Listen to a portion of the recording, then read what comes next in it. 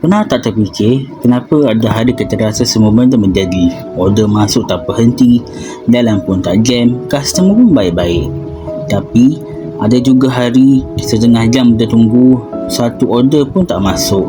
Masa mula-mula aku jadi rider dulu, aku selalu risau bila tengok telefon senyap. Dalam kepala mulalah fikir macam-macam. Hari ni cukup ke nak buat duit? Berapa trip yang boleh dapat hari ni? So, lama-lama aku belajar satu benda. Sebenarnya, kita ni terlalu sibuk nak mengawal sesuatu yang memang bukan dalam kawalan kita. Kita boleh keluar awal pagi. Kita boleh pilih kawasan yang strategik. Kita juga boleh pilih kerja yang lebih lama. Tapi, kita tak boleh paksa rezeki datang ikut masa yang kita nak. Sebab rezeki tu bukan kerja kita. Rezeki tu urusan Allah. Tugas kita cuma keluar rumah, hidupkan enjin dan berusaha sebaik mungkin. Aku pernah dapat order yang dekat saja, dalam hati rasa macam rugi sebab tambang tak besar. Tapi bila sampai, pelanggan ucap terima kasih dengan ikhlas.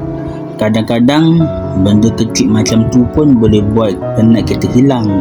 Ada pula hari dapat trip yang jauh. Dalam perjalanan, hujan turun, baju basah, sarung tangan basah, kasut pun masuk air. Masa tu memang penat, tapi bila fikir balik, sekurang-kurangnya aku masih diberi peluang untuk bekerja.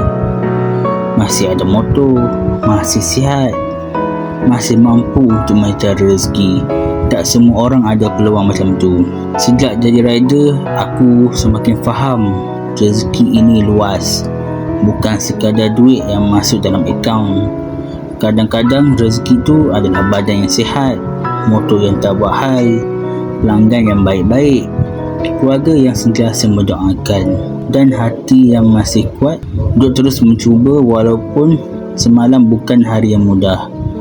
Jadi, kalau hari ini kau rasa hidup kau perlahan, jangan cepat-cepat berbandingkan dengan orang lain.